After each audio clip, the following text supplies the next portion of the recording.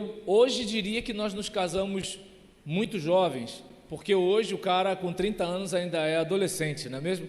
E só sai da casa dos pais para o casamento depois dos 40. Mas, quando eu me casei, era normal alguém se casar com 20 e poucos anos. Eu me casei com 23 e minha esposa se casou com 20. Então, naquela época, a gente não se achava jovem para casar. Hoje, um cara de 23 é um menino, não é mesmo? Né? É uma criança, né? Com direito até a mãe e a faculdade para reclamar porque que o professor deu nota baixa para o seu bebê. Mas, nesse caso, né, nós nos casamos bem jovens e aos 22 anos eu estava cursando teologia no antigo seminário teológico Boas Novas, e esse seminário era de apenas 2 anos, e os batistas, eles, há algum tempo atrás, eles eram muito exigentes com a formação teológica dos seus obreiros, e nisso havia um pouco de resistência a um seminário de 2 anos para alguém passar por um concílio. Mas um pastor nos convidou para dirigir uma congregação na favela do Dique, em Vilar dos Teles, e nós saímos de Olavo Bilac, de onde nós congregávamos, para atuar nessa congregação. E o pastor aceitou o nosso seminário, a gente foi sem problema nenhum, mas passou o tempo, eu me senti cobrado a ter uma formação teológica dentro do padrão, os 4 anos, tudo direitinho, e aí eu fui estudar no Seminário Teológico Batista do Sul do Brasil. E nesse período, tenta imaginar um casal que está eu com 24 anos de idade, ela com 21, 1 ano de casado, a gente já dirigindo uma congregação, e a vida da gente foi isso. Desde esse período, seminário, congregação daqui, congregação de lá, apareciam alguns empregos, mas a gente não pegava empregos que pudessem nos tirar do seminário, nos tirar da congregação.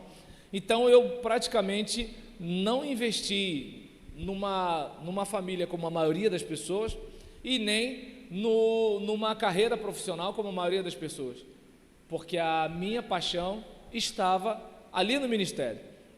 E aí a gente brincava, né? Eu dizia para ela que nós ainda teríamos a chance de sermos pais de 10 filhos, né? A gente brincava e tudo tal, só que a gente entendia que ainda não era o momento, e a gente ficou esperando o dinheiro chegar. Deu 10 anos e o dinheiro não chegou. E aí nisso, quando a gente já estava com 10 anos, já estava pastoreando uma igreja, a Igreja Batista Teles de Menezes, ali na região da Venda Velha, e nesse período, nós falamos, o dinheiro não chegou, mas a idade está chegando, então é melhor a gente arrumar um filho logo, porque senão vai ficar mais difícil. E aí nisso paramos com método contraceptivos, né? E começamos a trabalhar. E aí nesse caso, acabou que passou 1 ano, 2, nada de criança havia, aquela coisa toda, e a gente ficou preocupado. E todo mundo, não sei como é que são as coisas por aqui, mas geralmente quando um casal não tem filhos, todo mundo acha que a mulher tem algum problema. Assim, na Bíblia, geralmente ficava na conta da mulher. Mas agora, hoje em dia, acredito que a gente tem um pouco mais de tecnologia para saber. E aí nisso, minha esposa começou, vai aqui, vai ali, vai lá, aquele negócio todinho, até que depois de uma série de exames, a médica falou para ela, olha, acredito que você deve conversar com seu esposo e pedir para ele procurar ajuda profissional. Quando eu fui procurar ajuda profissional, o médico pediu alguns exames, e a partir daqueles exames, ele falou para eu começar a tomar vitamina C e ácido fólico e fazer atividade física. E aí nisso eu comecei a treinar musculação para aumentar a testosterona, e a gente, né, nessa brincadeira, se minha memória não me trai, a gente já estava mais ou menos eu já estava acho que com uns 38, 39 anos, alguma coisa mais ou menos assim, agora eu não lembro. E nisso a gente exame, treinamento, medicamento, consulta, e as pessoas perguntando, né, quando que a gente iria ter filhos ou não. Eu lembro que uma vez, num templo cheio, né, mais ou menos coisa de 1.000 pessoas, entre 700 a 1.000 pessoas, né, num evento de família até, o pastor, acredito que, né, brincando, coisas do tipo, temos aqui esse casal, 15 anos de casado, e eles ainda não têm filho, pessoal. Gente, assim, eu sei que a intenção dele foi boa, mas aquilo foi uma flechada no coração da gente. E a parte que mais me doía não era nem tanto por mim, é porque todo mundo sempre trata a mulher como alguém que está tendo algum problema. Não que seja uma vergonha alguém ter problema de saúde, lembra? Somos organismo. Então, eu, por exemplo, comecei a usar óculos com 43 anos de idade. Quando eu fui reclamar com uma colega de trabalho que eu estava usando óculos por causa da velhice, ela falou que começou a usar com 10. E eu pensei, eu não posso reclamar. Eu estou chateado porque eu comecei a usar óculos com 43 e eu estou perto de uma pessoa que usa desde os 10. Obrigado, Senhor. E então, ou seja, cada organismo é de um jeito. Tem gente que tem franja, tem gente que é careca, certo? Tem gente que o cabelo é crespo, tem gente que o cabelo é liso, entende? Tem gente que tem olhos verdes, tem gente que tem olhos castanhos, tem gente que tem facilidade para engordar, tem gente que tem facilidade para emagrecer.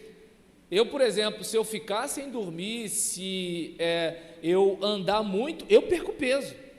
Então, para mim, assim, se eu quiser ficar com um pouco mais de constituição muscular, eu tenho que dormir mais, eu tenho que comer mais, eu tenho que fazer muita coisa para eu aumentar de peso. Tem gente que se comer um alface já vai. Então, ou seja, cada organismo é de um jeito, certo? Sem falar que a gente ficou mais de 10 anos com contraceptivos, então, olha quanta coisa aconteceu. Mas, naquele momento, me bateu a dor. Eu não sei se fui mal criado, mas no final da mensagem, obviamente, porque se eu fosse mal criado no início, talvez eu não pregasse, né? Então, aí nesse caso, vocês estão rindo? Então, depois que eu aprendi que crente peca, eu tenho o maior cuidado com crente, irmãos.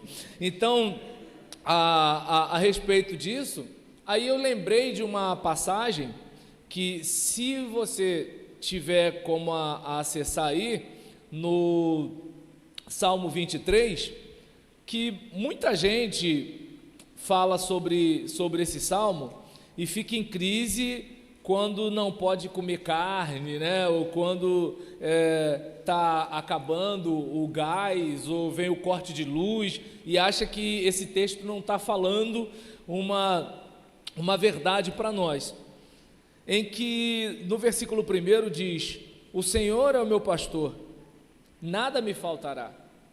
E eu lembro que foi um dos primeiros salmos que a gente fez interpretação literal no seminário em hebraico, e a ideia é de que Deus é aquele que nos pastoreia.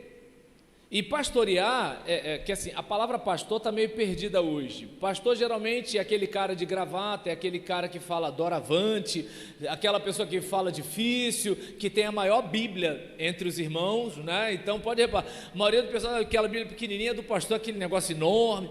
Então as pessoas têm aquela ideia de que pastor é a pessoa que a gente chama de pastor. Só que, de acordo com o salmista, pastor não é a pessoa que a gente chama de pastor. Pastor é a pessoa que nos influencia, é a pessoa que nos orienta, é a pessoa que nos lidera, a pessoa que nos governa. Vou dar um exemplo simples. Existem pessoas que, se aparecer no Jornal Nacional que a lua é cor de abóbora, a pessoa vai acreditar, e ela é orientada por aquilo. Existem aquelas pessoas que, se o colega de trabalho falar, vamos fazer aquilo, ela vai e faz. Existem aqueles irmãos que, se o irmão fulano falar, vamos por aqui, ele vai por ali. Então, a questão de ser pastoreado tem a ver com ser conduzido, orientado, influenciado, dirigido. E aí o salmista está deixando claro que Deus é quem o dirige, Deus é quem o pastoreia, Deus é quem cuida dele, Deus é quem governa a sua vida, Deus é quem orienta os seus passos. E a parte mais legal é que onde a gente fala nada faltará, parece que nada nunca vai acabar. Ou seja, não vai ter corte de água, não vai ter corte de luz, não vai ter corte de internet. A gente sabe que não tem mesmo, porque o cara fica sem comida, mas não fica sem internet. Mas assim, aí nisso, o indivíduo, ele entende que, peraí, se está dizendo que o Senhor é meu pastor, nada me faltará, então eu nunca vou ficar sem nada. Bem, se Mismor lê Davi, quer dizer salmo de autoria davídica, não vamos esquecer, Davi ficou longe da sua família, Davi dormiu em caverna, Davi ficou longe da sua esposa, Davi saiu do conforto do palácio para ficar errante por aí. Então, como é que nada faltou para ele?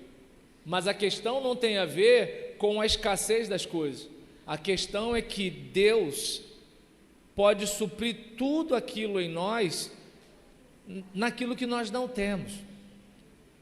E foi a palavra que eu dei no final da mensagem nesse dia. Queremos filho? Sim, queremos. Eu quero ser pai, eu quero que minha esposa seja mãe, mas se Deus não permitir que venha a criança, ou se permitir que não venha a criança, porque nem tudo tem a ver com Deus, vivemos num mundo caído, tem a questão do nosso organismo, sabe lá o que eu fiz que contribuiu para a minha dificuldade? Sabe lá o que a minha esposa fez, além de contraceptivo direto, que poderia ter dificultado? Sabe lá se de repente temos alguma carga genética que nos dificulta um pouco mais em relação, né, a outras pessoas? Então, não sei, mas eu sei que Deus pode preencher todo o vazio que eu tiver, de modo que não sofrerei carência nenhuma. Então, e a gente foi seguindo, meio que, olha, vamos fazer o que o médico está orientando, vamos cuidar da nossa estrutura física, vamos nos alimentar melhor, vamos seguindo. E aí eu lembro de uma frase do filme Desafiando o Gigante, em que uma das personagens diz o seguinte: faça o seu melhor e deixe o resultado com Deus. Nós temos a seguinte tendência: a gente faz de qualquer jeito e crê que Deus vai fazer acontecer, entende? O cara confunde fé com pensamento positivo. Eu não sei, então, eu não sei se de repente, estamos na era da imagem, pastor. Então, nesse caso, tem gente que encarna em mim, porque na hora da foto eu faço assim. Aqui é artificial, mas na hora da foto não parece, estou falando sério. Aí eu só fico com dó do meu filho, porque ele tenta fazer a mesma coisa, só que ele não consegue disfarçar, a gente vê que ele forçou a barra. E aí, ou ele aprendeu que é assim que se sorri para a câmera, né? De repente eu dei mau exemplo.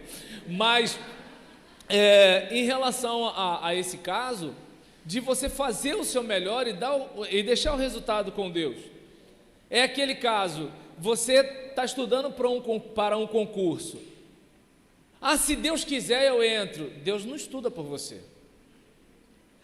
O filho do diabo entrou. O filho do diabo estudou. Percebeu? Então, existem coisas que têm a ver com a gente. Deus fechar uma porta ou abrir uma porta é problema dele. Agora, para dizer que Deus não quis, você teria que pelo menos ter aquela consciência tranquila de que você fez tudo. De que você fez todo o possível, de que você lutou até o limite, porque senão é mole. O horário de pegar no trabalho é 7 horas da manhã, aí durante 6 meses eu chego 8h40, aí eu sou demitido. Deus fechou essa porta, não era de Deus. Deu para entender? Eu exagerei aqui, mas tem gente que faz algo mais ou menos parecido, meio que eu vou contar uma história para mim, para eu acreditar e eu me sentir bem. Deu para entender?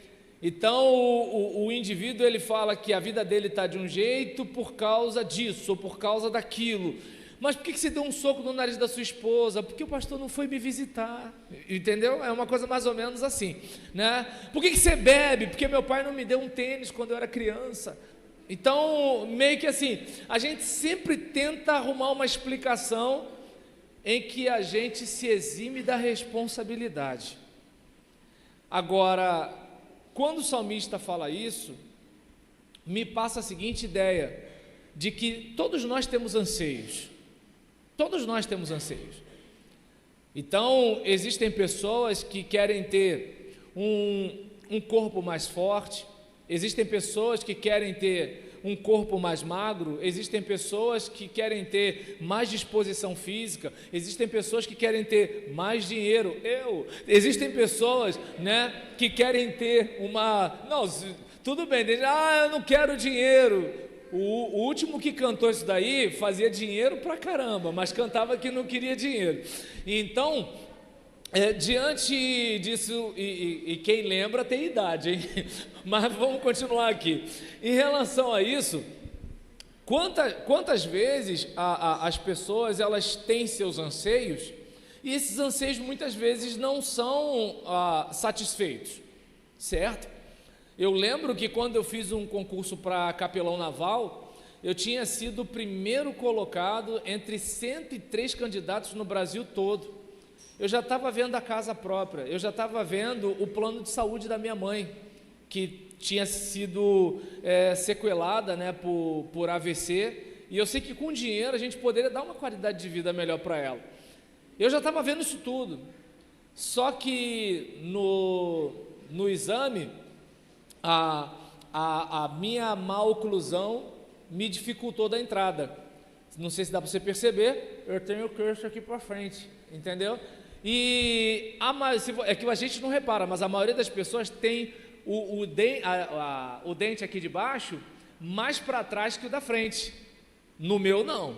Você vê assim, ó, tudo aqui vem para frente. Aí quero até confessar um pecado. Na hora do exame, eu até assim, ó, rente o outro. Aí a médica, não adianta fazer isso não. Desculpa, gente, sou pastor, pode me julgar, mas eu estava querendo muito passar. E aí, nesse caso, como se a dentista não fosse perceber. Mas assim, gente, foi um golpe, né? Um golpe. Para mim foi muito complicado, foi muito doloroso. Mas assim, eu estava fazendo natação, eu estava fazendo musculação, um monte de coisa. Só que se eu tivesse, pelo menos, fazendo o tratamento, né, ortodôntico, eu já estaria bem encaminhado. Mas observe bem, o meu melhor foi aquele. Então, diante desse sentimento de ausência, quando Deus ocupa o primeiro lugar na nossa vida, Ele preenche isso. Não sei se dá para perceber o problema da idolatria. Tem gente que tem medo de ser idólatra, do tipo, se eu adorar a namorada, eu posso perder a namorada, então eu não vou adorar a namorada. Pô, já está adorando, percebeu? Não, porque se eu idolatrar o emprego, eu posso perder o emprego. Aí, para não perder o emprego, eu não idolatro o emprego. Mas ele já está idolatrando o emprego, porque ele está tão desesperado para não perder o emprego, que ele diz, o Senhor está em primeiro lugar. Percebeu? Eu conto, você conta. E aí, nesse caso, o segredo aí é porque, se você colocar qualquer coisa no lugar de Deus, você vai sofrer muito. Quer ver uma coisa? Eu estou indo para 50 anos, tenho 49. Muita gente fala assim, pô, mas você está bem, mas eu já tive 20 anos. Deu para entender? Se eu me comparar com o Bill ali da barraca, claro que eu estou bem. Poxa, eu evito fritura, evito refrigerante, faço atividade física. Talvez eu seja a pessoa que você está conhecendo que mais come ovo cozido e batata doce durante a semana. É normal que eu esteja bem. Só que eu não sei se dá para observar que assim, a idade vai chegando e mesmo que a casca possa estar boa, o miolo tem 49 anos. Então é aquela dor no joelho que você vai uma vez ao ortopedista, 2 vezes, 3 vezes, e uma hora ele fala assim: Roberlan, você não tem mais 20 anos. Aí você já fica com vergonha de reclamar do joelho no ortopedista. Entende? Aí você vai ler e tu fica assim, faz assim, entende? E aí o que acontece? Se você se agarra à juventude, você vai sofrer, porque ela vai passar. Se você se agarrar, seja a marido, filho, mãe, pai, você vai sofrer, porque eles vão passar. Que isso, pastor? Quantos pais enterram filhos? Mas tem uma outra situação, aquele filho não vai ser sempre aquele filho. Aquelas apresentações no colégio que você não viu, já era, porque vai chegar uma fase que não vai ter mais apresentação no colégio. Perdeu, filho. Você não foi por causa de um monte de coisa, agora não vai ter mais. No meu caso já não tem mais, né? Porque as crianças não podem fazer homenagem aos pais, porque aquele que não mora com o pai ou aquele que não mora com a mãe vai se sentir ofendido.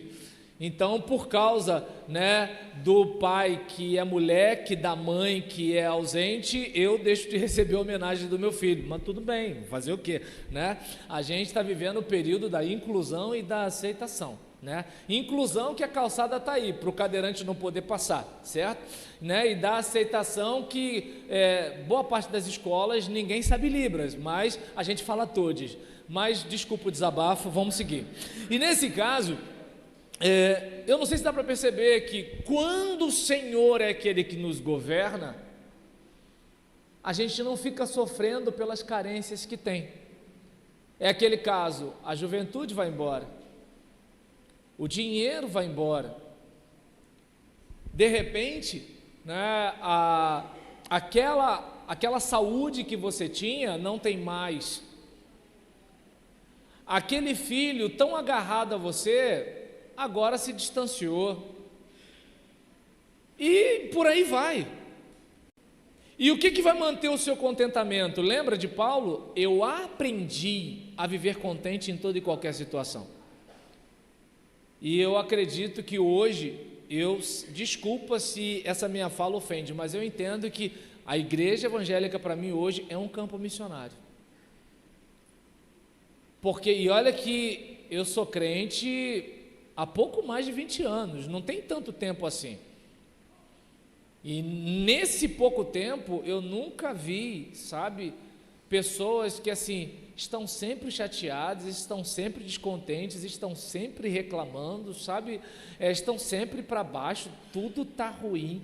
Aí tu fica assim, eu não estou entendendo, cadê aquela geração que cantava, Jesus Cristo mudou meu viver? Cadê esse pessoal, né? E aí, diante disso, eu fui me alimentando. Se não vier, não veio. Passou um tempo, não vou perder esse assunto da gravidez, mas fiz a cirurgia. Se eu não me engano, acho que foi no ano de 2015, eu ia trazer os documentos e tudo tal, mas essa semana foi um pouco tensa para a gente, e aí nisso... fizemos a cirurgia. O meu problema era denominado varicocele, ou seja, varizes nos testículos, e isso dificultava na produção do espermatozoide. Muitos morriam por causa da dificuldade da passagem, do calor, um monte de coisa. E então, assim, produziam poucos, porque a testosterona estava baixa, certo? A produção era pouca, porque a testosterona era baixa, e desses poucos, a maioria, desses poucos, a maioria era lenta. Olha como é que estava ruim o negócio, né? A testosterona estava baixa, então tinha pouca produção. Da pouca produção, a maioria da pouca produção era lenta, e dos que eram lentos, né, não tinha uma longevidade, morria rápido, ou seja, estava todo ruim. E nesse caso, desculpa, o certo é todo ruim, né, gente? Mas agora, observe bem como é que são as coisas. A gente fez a cirurgia e os exames melhoraram. O que eu fiz? Encerrei o plano de saúde, até porque assim, estava meio puxado para a gente. Graças a Deus, assim, minha remuneração naquela época era 4 vezes mais do que eu ganho hoje. Você ganhava muito? Não, é que hoje eu ganho pouco. Mas aí o que acontece? Em relação a isso, obrigado, dessa vez vocês não riram, eu pensei que vocês iam rir. Aí nesse caso, a respeito disso, né, esqueci que não pode fazer humor com coisa triste, né, gente? Fazer humor com coisa triste pode dar prisão. Aí, assim, a respeito disso, pelo menos eu ia comer de graça, né? Mas tá amarrado. Agora, quanto a essa situação, brincadeiras à parte, e brincadeira que eu fiz, tá? Porque hoje em dia não pode mais brincar também. Mas, assim, por enquanto só pode falar mal de igreja e de pastor, isso está liberado, né? Não há limite para o humor nesse aspecto. Agora, em relação a isso, fiz a cirurgia e, se eu não me engano, acho que foi no ano de 2015, encerrei o plano, agora, né, vou viver no Viva o SUS, até que, não sei se foi decorrente depois de eu passar por um problema de Zika vírus, não sei se vocês lembram, que estava uma onda de Zika no país, e aí nisso, passou o tempo, eu comecei a ter uma experiência muito ruim de labirintite, e nisso eu usei um determinado medicamento durante um certo tempo, e eu percebi que o tempo foi bastante longo, e quando eu parei de tomar, eu estava bem ruim, sem energia, muito cansado, desanimado, angustiado, eu estava me sentindo muito mal mesmo. E nessa altura do campeonato, o que ocorreu? Eu fui procurar ajuda médica, né? E aí nisso que eu fui procurar ajuda médica, eu bati na emergência de uma clínica, e quando eu chego nessa emergência, Clínica Santa Branca, chegando lá, eu falei para a médica, olha, eu estou me sentindo muito mal, é uma vontade de morrer, sabe, assim, é uma sensação muito desconfortável, não é só o ânimo de viver, é querer morrer mesmo, né? É uma angústia que eu não sei direito o que está causando, né? Eu estou muito aflito e tudo tal, e assim por diante, não estou sentindo energia para nada, e eu pensei que, sei lá, era anemia, alguma coisa do tipo, tal, né? Porque eu sempre tive pressão baixa, eu achei que era alguma coisa nesse sentido. E aí ela falou, olha, se fosse dor, se fosse trauma, se fosse corte, alguma coisa assim, eu poderia até te atender, mas eu não tenho como te atender, vou fazer um encaminhamento médico para você. Aí quando ela escreveu P-S-I-Q, eu falei, não, psiquiatra? Eu não estou maluco, eu sou pastor. Tudo bem que é o seguinte, crente, né, é um pessoal meio relógio, né, um pessoal que tu não sabe direito se é Deus que está falando, se é o neurônio que está variando, o crente é um ser meio estranho. Mas aí eu olhei assim, não, mas psiquiatra não. Aí, mas fiquei quieto, ouvi. E a vergonha? Como é que eu conto para minha esposa que eu vou ao psiquiatra? E a igreja? Coitado do pastor, gente. Vamos orar pelo pastor. O pastor está indo para o Pinel, né? Porque, gente, não sei se dá para você perceber, quando o problema é do pescoço para baixo, não, vamos ao ginecologista, ao cardiologista, ao gastroenterologista, vamos. Agora, do pescoço para cima é demônio, percebeu? Se o indivíduo falar depressão, síndrome do pânico, entende? Aí o cara sofre calado, porque se ele for procurar ajuda, ele está com problema espiritual. E uma coisa eu descobri no meu tratamento de transtorno, é que boa parte das pessoas que deveriam tomar remédio e não tomam, faz com que outras pessoas saudáveis precisem tomar remédio. Gente que deveria ser tratada está perturbando os outros. Só que eles não percebem, porque eles estão doentes. Entende? Eles vivem na negação da doença para parecer espiritual e perturba a vida dos outros. Então, às vezes, não é que o papai é mau, ele está doente. Entende? Não é que a irmã fulana, ela está com demônio, ela está doente. Só que nisso que a pessoa não se reconhece enferma, ela não vai se tratar. E nisso que ela não se trata, ela não melhora. Nisso que ela não melhora, ela prejudica a vida dos outros. Às vezes de uma criança que cresce com problemas sérios de personalidade, porque os pais não se trataram. Além de, obviamente, ela já ter um traço por causa da genética. Lembra do organismo? O organismo quer continuar seguindo. E aí nisso, para você ter uma ideia, eu trouxe aqui até algumas anotações, né, do prontuário do psiquiatra. Eu chego lá em 23 de março de 2016. Nelson Fernandes Soares, 42 anos, casado, vive bem, sem filhos, pastor, ativo, ansioso, tristeza.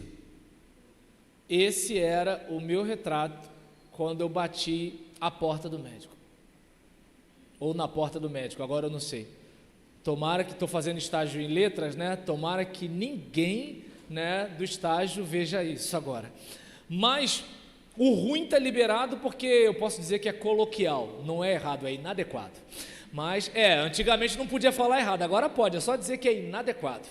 E nesse caso, até porque você não pode ter preconceito linguístico com as pessoas, tá certo? Está liberado falar nós ora, agora não tem mais problema.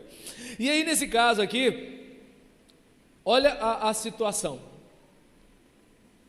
E foi passando, né, falando sobre a questão, né, como é que eu posso dizer?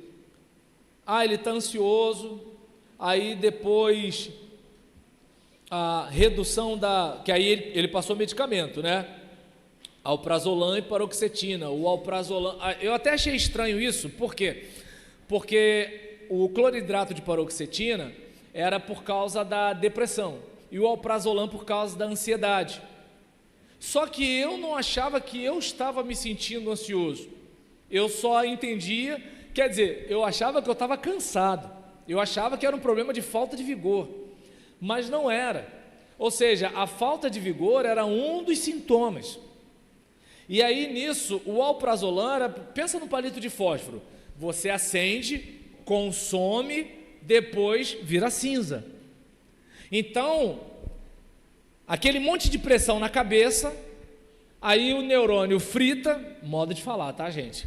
Aí o neurônio frita, e aí vem o quê? Aquele esgotamento.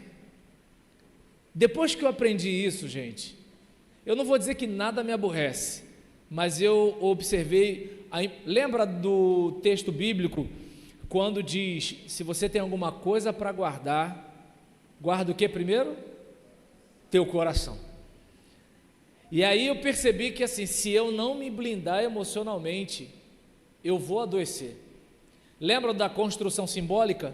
Você pode ter uma vida maravilhosa, mas se você acreditar que a sua vida é horrível, você começa a afetar a sua própria vida, e aí você transforma a vida horrível. É tipo aquela mulher que fala assim, esse cara vai me trair, esse cara vai me trair, esse cara vai me trair. Quem é essa aí? Quem é aquela? É minha tia, é minha mãe, é minha prima. Primo? Sei não, hein? E essa aqui foi minha professora. Você era apaixonado pela professora na infância? Entendeu? Aí o que acontece? O cara fala, enchi de você. Eu não falei que você ia me largar? Percebeu como é que é o negócio? Ela perturba, aí o homem vai embora, eu sabia. Então o que acontece? Às vezes, a nossa crença é um negócio tão forte. Já viu aquele crente que fala assim, pastor, meu santo não bate com o santo do irmão fulano? Estou falando sério, já escutei isso, gente, já escutei. Estou falando sério, diante de Deus.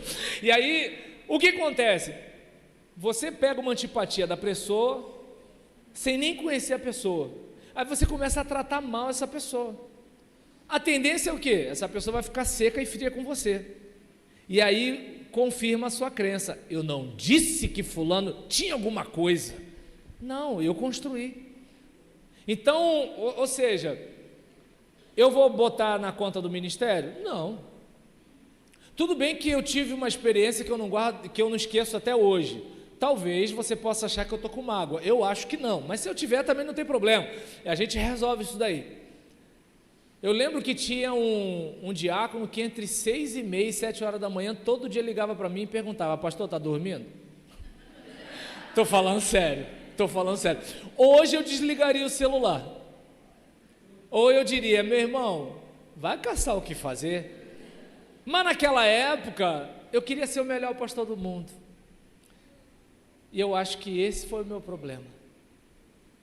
Eu acho que eu cheguei a um nível de arrogância que eu queria ser melhor até que Deus nesse sentido. Porque os crentes não reclamam até de Deus?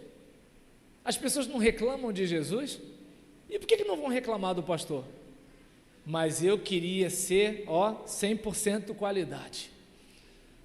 Se alguém dissesse que eu queria dominar a igreja, eu tentava provar de todas as formas que não queria. Aí você vai tentar provar que você não quer dominar a igreja. Pastor, não tem pulso. Aí você recua. Pastor você recua para ser mais firme. Pastor está sendo autoritário, tem que ser como Jesus, que era simples. Aí o pastor é simples, pastor não mantém distância das pessoas. Perturbação, gente, coisa do diabo. E aí você tentando agradar todo mundo, entende? Aí chega uma hora que você pifa. Aí nessa brincadeira, 23 de março eu chego desse jeito. Tomo o antidepressivo e o ansiolítico. Quando chega em junho, aí está aqui a anotação do médico, redução da libido. E aí essa parte complica, porque o que acontece? O homem, quando a libido dele cai, muitas vezes a mulher não consegue entender que a libido dele caiu. Ela entende que ou ele está olhando por outra pessoa, ou ela está acabada. Tudo bem, às vezes ela está acabada mesmo, e às vezes ele está olhando para outra pessoa. Mas o que acontece é que, assim, às vezes não é nada disso, às vezes é ele, E aí, nesse caso, graças a Deus, na minha situação, eu sentei com a minha esposa para conversar. Está acontecendo isso, Peço perdão a quem gosta de chuchu, mas para mim, olhar para a Gisele e olhar para o chuchu era a mesma coisa, Claro, se o marido da irmã gosta de chuchu, a irmã está bem. No meu caso, assim, chuchu não tinha graça, não tinha sal, não tinha açúcar, não tinha nada, Então, assim, eu até como chuchu, mas não diz nada para mim. E aí, uma coisa que eu gosto muito de comer é contrafilé, mas parecia que eu estava comendo borracha, só para ter mais ou menos uma ideia. E aí, nessa situação, a libido estava baixa. Isso foi em junho de 2016. Março comecei o tratamento, junho teve essa reclamação, e aí quando chega em novembro, aqui está dizendo menos ansioso. Quando chega abril do ano seguinte, ou seja, 1 ano e 1 mês depois, relata gravidez da esposa. Vai entender. Cirurgia, testosterona lá em cima, nada de criança vir. Medicamento, depressão, libido lá embaixo, a mulher igual um chuchu e gravidez. Lembra lá do Salmo 23? Queríamos uma criança, mas se Deus não mandasse a criança, Deus supriria a nossa carência na nossa vida. Só que nisso que a gente parou de pensar na criança, a criança veio.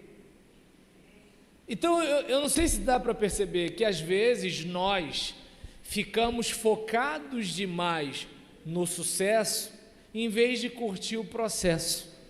John Maxwell tem um livro chamado sobre a jornada do sucesso, que ele fala que o sucesso não é um destino, é uma jornada. E aí, de repente, digamos que você está batalhando para ter uma boa remuneração lá na frente. Em vez de você curtir essa caminhada, Você está olhando lá para frente, você não está vivendo aqui agora. Quem aqui assistiu aquele filme Clique deve entender o que eu estou falando aqui. O indivíduo, ele vivia dando clique para passar os momentos difíceis, e chegou uma hora que ele não viu nada mais passar.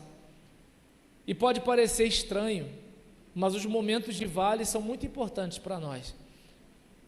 Porque, para você ter uma ideia, quando eu em 2018 eu gravei um vídeo, sou pastor e estou lutando contra a depressão, e daí? E eu ajudei muita gente. Para ter uma ideia, a igreja que eu pastoreava tinha uma pessoa que estava fazendo tratamento de depressão há coisa de 10 ou 15 anos. E essa pessoa, não era muito bem vista pelo fato de ela estar sempre para baixo. Só que ela não estava sempre para baixo por uma decisão dela. E no caso dela, não era só uma questão de pensamento, mas também era uma questão endocrinológica, que o hormônio também tem disso. Às vezes a pessoa, ela não é super feliz só porque ela é muito para frente. Os hormônios ajudam. No meu caso, a atividade física me ajuda demais. Eu sei que você pode me achar maluco, mas para ter uma ideia, digamos, ontem eu tive um dia bastante estressante, né? Você chora, você fica chateado, fica nervoso. Para ter uma ideia, da manhã à noite, eu acho que eu fiz umas 130 flexões de braço. Antes que você pense que eu sou o Rambo e fiz tudo de uma vez, não foi. Dá aquela coisa assim, tudo tal. Aí eu lembrei do meu pai, paga 10. Dá uma aliviada, porque o cansaço físico, porque o que acontece? Você fica naquele estresse. Já viu um elástico esticado? O estresse é para quê? Para você fugir ou para lutar. Se você não foge nem luta e o elástico continua esticado, já viu aquele elástico de cobrador de ônibus? Ah, não tem mais cobrador de ônibus aqui no Rio de Janeiro, né? Ah, não tem. O motorista, ele cobra, dirige, mas não leva multa. Interessante, né? Vai você fazer a mesma coisa no seu carro. Mas tudo bem. Por que? Não sei. Mistério. Mas aí, nesse caso, você que é mais antigo deve lembrar daquele elástico que... Aqueles coroa, não sei se vocês lembram daqueles coroa que botavam aquelas camisas West Top, calça de tergal, aí em vez de usar carteira, eles ficavam com aquele maço de dinheiro aqui. Quem lembra desse tempo, né? Hoje eu não sei se esses coroa iam fazer isso não, mas aí acontece, alguns tinham elástico. O elástico esticado direto começa a romper as fibras desse elástico. Então você esticou por causa do estresse, tem que voltar ao normal. Mas no estresse crônico, você ficou estressado e não gastou nada. Aí você se consome. Lembra do alprazolam? Lembra do neurônio fritando? Que lá na frente culminou em quê? No estado depressivo. Então, veio o estresse, 10 flexões. Veio outra, 15, 20, 25. Aí quando eu comecei a sentir um pouco o ombro, aí eu comecei a fazer mais devagar. Descia, contava 1, 2, subia. De noite dormi. Aí talvez alguém diga assim, mas que loucura não, se você correr, se você fizer uma arte marcial, se você fizer uma atividade, se você jogar uma bola, se você lutar um karatê, alguma coisa do tipo, isso vai te ajudar porque você vai canalizar tudo isso para uma luta de verdade. Você vai botar aquilo para fora, porque é o organismo tenso para fazer algo. E quando você está com esse organismo tenso sem fazer nada, você se consome por dentro. Espero que essa explicação faça você não achar que eu estou maluco, entende? Eu sei que me aliviou. Então, nesse caso, tem gente que bebe cachaça, eu pago flexão, cada um com a sua, né? E aí, nesse caso, aí veio esse episódio da gravidez. Passado esse período, medicamento daqui, medicamento de lá, medicamento daqui, medicamento de lá, 15 de junho de 2020, foi a minha última consulta com ele. Passou o tempo, aí eu precisei ir num outro psiquiatra, porque ele precisou deixar o trabalho. Eu achava ele meio estranho também mesmo, mas assim, ele era médico, eu só queria o doutor como médico, certo? Agora, mas parecia, né? Mas assim, Dizem que geralmente a gente trabalha numa área que nos interessa por causa de alguma coisa do nosso histórico de vida, não é mesmo? Então, aí nessa situação, um outro psiquiatra me atendeu, né? E aí ele foi e me passou a seguinte orientação: se você sentir alguma coisa, você pode me procurar, tá aqui o meu número, tudo direitinho. E aí nesse caso eu recebi alta, né, da psiquiatria, graças a Deus, no ano de 2020. Passado um pouco mais de tempo, né, deixa eu ver aqui, nele foi na época de novembro de 2020, exatamente, foi quando eu recebi a alta. E 46 minutos, valeu, pastor. Então, nesse caso aqui, quando chegou dia 19 de novembro, eu pedi um laudo, né, da psicóloga para levar para o psiquiatra, para ele tomar uma decisão se eu continuaria ou não.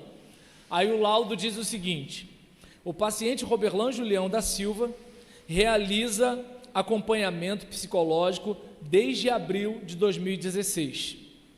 O paciente veio encaminhado por um quadro depressivo exacerbado, o que gradativamente veio a ser reduzido pelo uso do medicamento, que na época foi cloridrato de paroxetina, não vou falar miligrama, porque sabe lá, né, de médico e louco, todo mundo tem um pouco, então é melhor não abusar.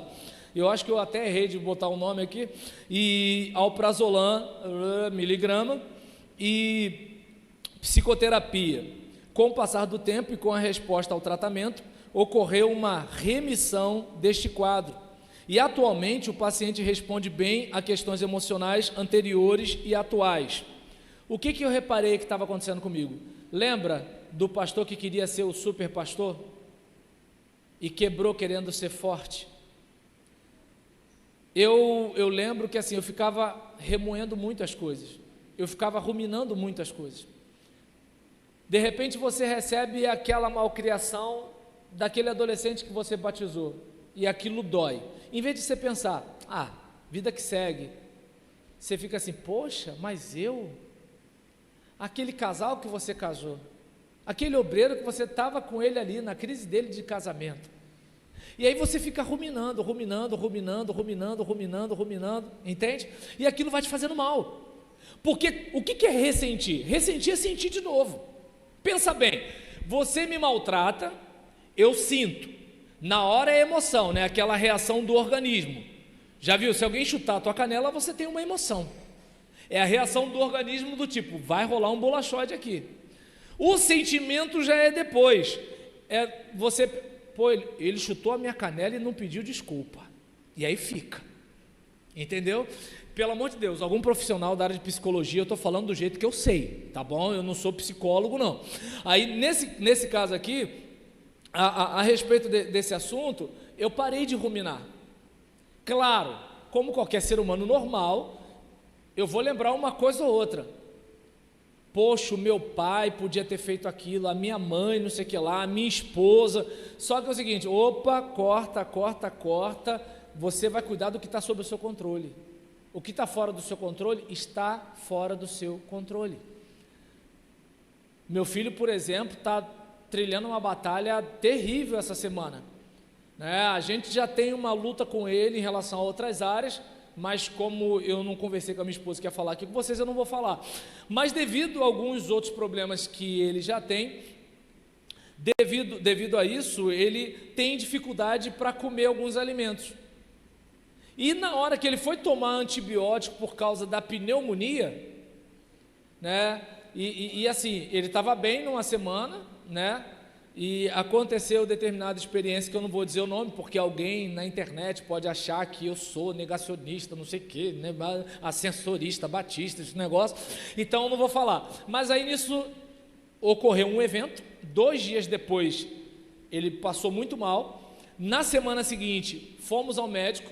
deu entrada com diagnóstico de pneumonia, começamos a usar medicamento para isso, medicamento para aquilo e tudo tal, antibiótico. Quando chegou na quarta-feira, ele já estava começando a passar mal no sistema gastrointestinal.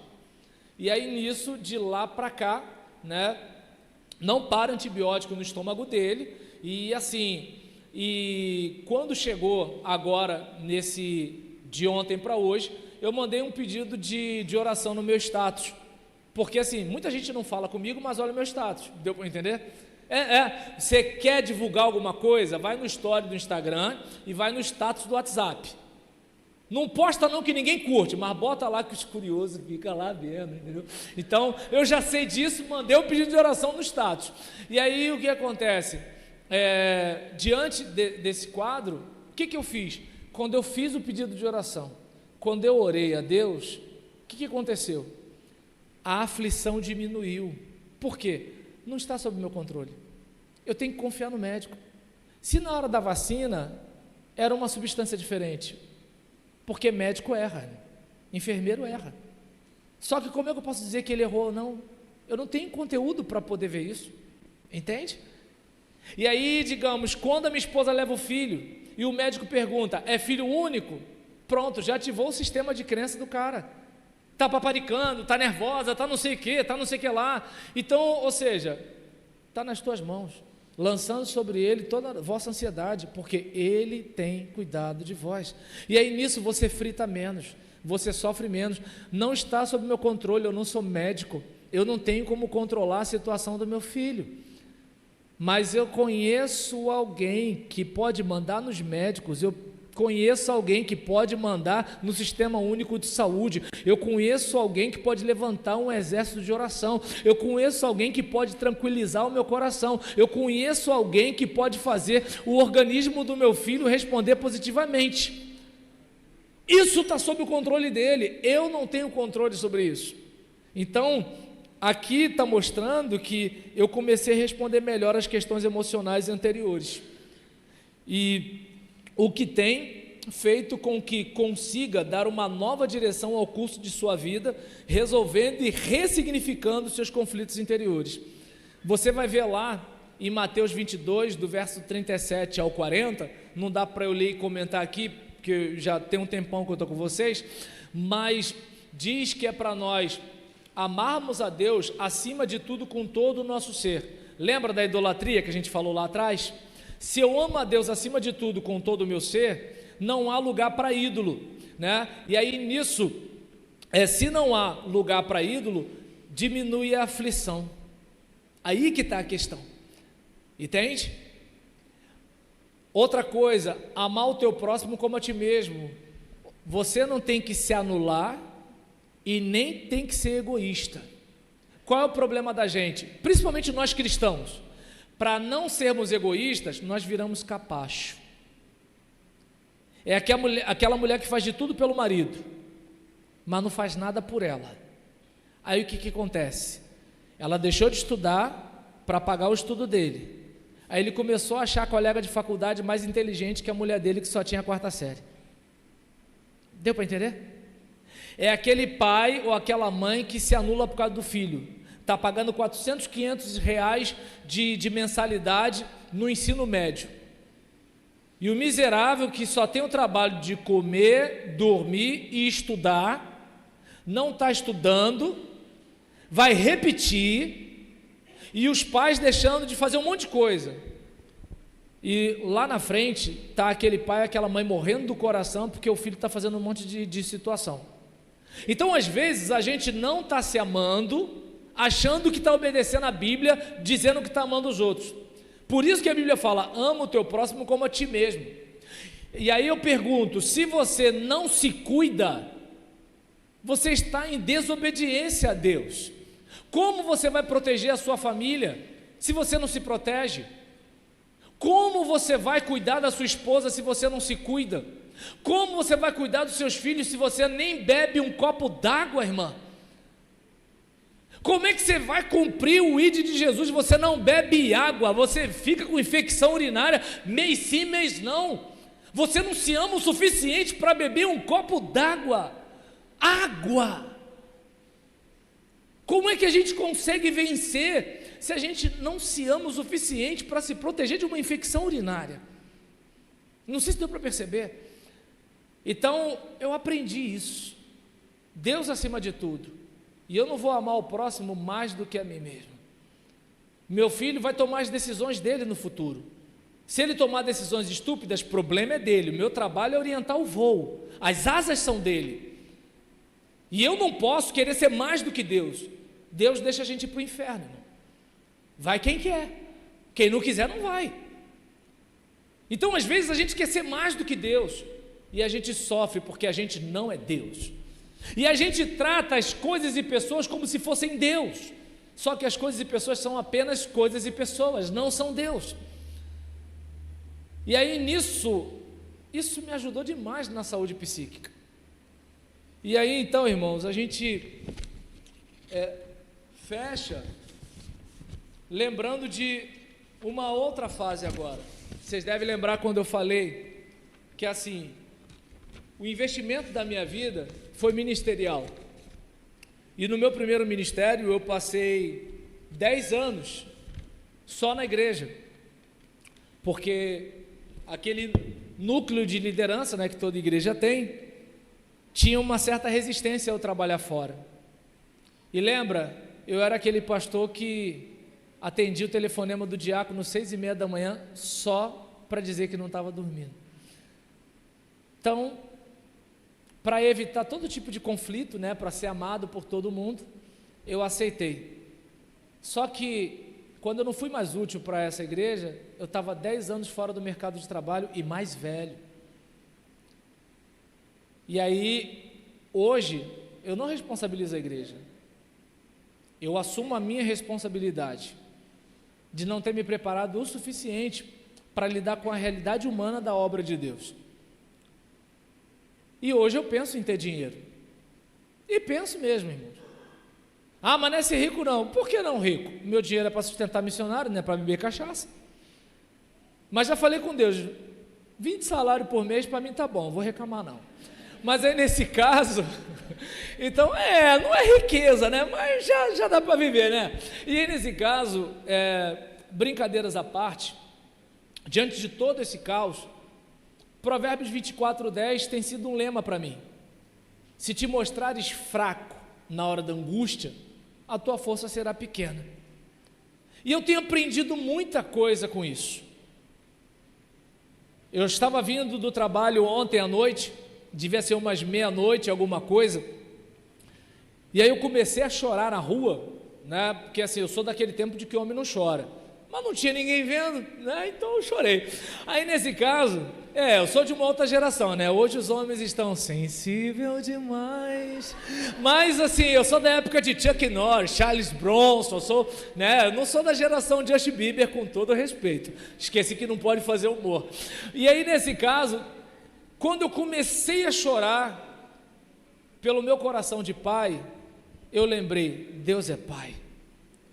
Se eu estou assim por causa do meu filho, como Deus está por minha causa? Parei de chorar, vai entender. Olha o que é o pensamento, irmãos. Aí quando o cara fica assim, Deus esqueceu de mim, tem um diabo ali na encruzilhada, eu vou passar fome, o gafanhoto cortador, migrador, devora. Se eu ficar com a cabeça nisso, percebeu? Nós temos uma capacidade de produção mental incrível. Nós somos mais evoluídos que os outros animais, mas podemos viver pior do que eles. Você já viu o gato preocupado? Quanto tempo de vida ele tem pela frente? Você já viu um cachorro ansioso assim? Ah, será que eu vou perder essa barriga? Você não vê, entende? Os animais que não são como nós, vivem, curtem, relaxam, dormem. A gente não. Percebeu?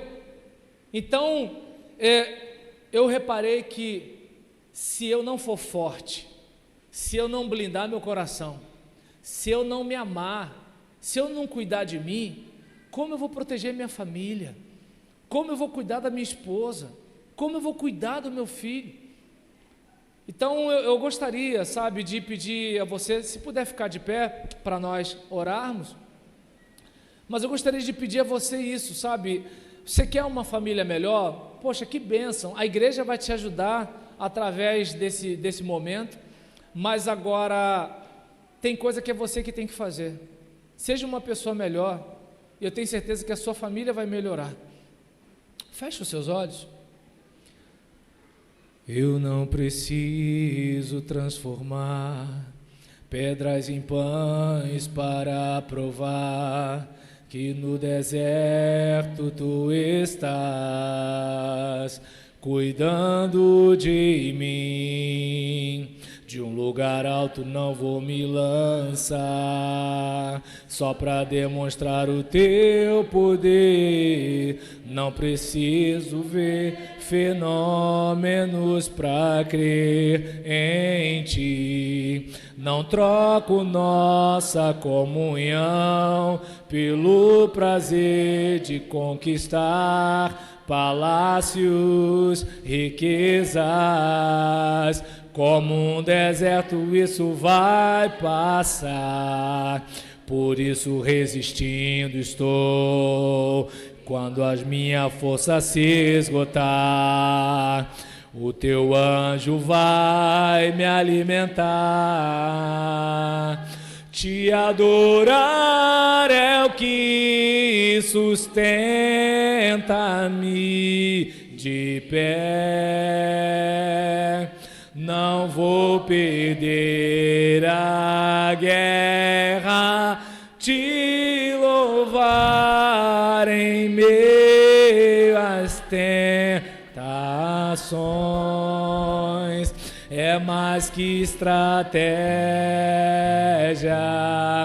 Posso não ver o amanhã, mas hoje sei que esse deserto vai chegar ao fim. O Senhor está cuidando de mim.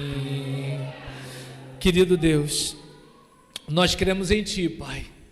Nós contamos contigo, até porque Tu és tudo que temos.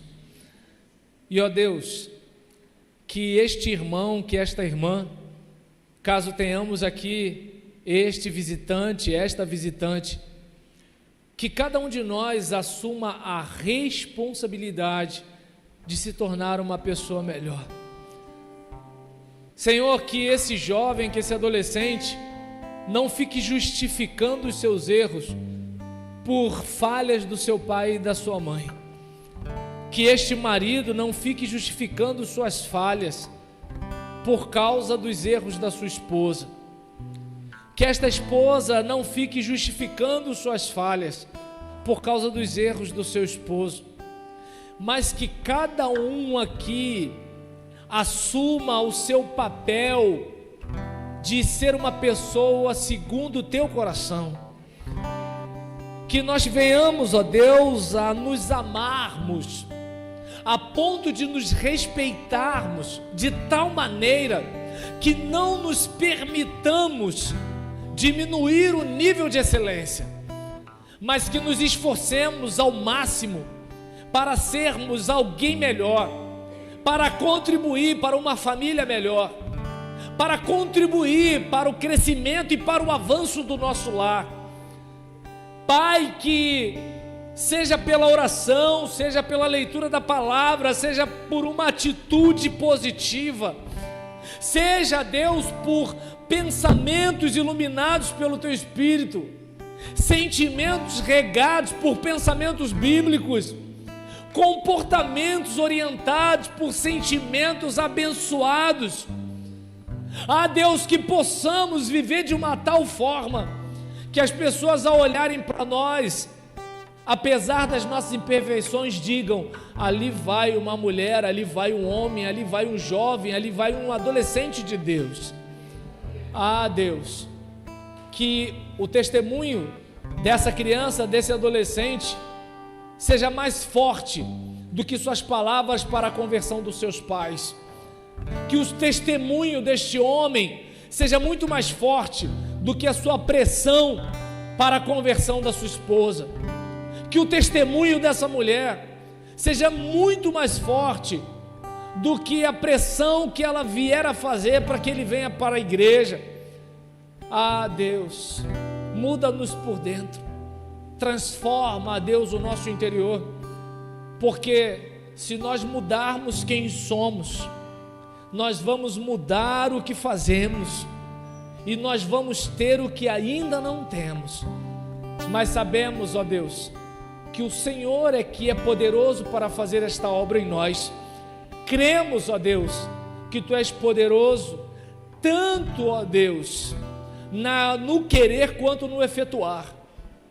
Por isso, ó Deus, eu rogo a Tua bênção sobre cada família, e como cantamos aqui, nós não queremos, ó Deus, fazer algo de fantástico para que as pessoas creiam que o Senhor está na nossa vida. Nós não estamos querendo todos os reinos do mundo para Te servir, porque nós entendemos que tendo o Senhor, tudo, ó Deus, é passageiro, e nós não teremos carência de nada, porque o Senhor é quem nos pastoreia. Ajuda-nos, ó Deus, a lançarmos toda a ansiedade sobre o Teu Filho Jesus. Ajuda-nos, Senhor, a nos mantermos fortes diante da adversidade, e ajuda-nos, ó Deus, a amar ao próximo e a ter amor próprio por amor ao Senhor. É a oração, ó Deus, que eu faço para a Tua glória, na força do Teu Espírito e em nome de Jesus. A igreja diz, os irmãos podem se assentar e eu devolvo a palavra. Opa, obrigado, pastor.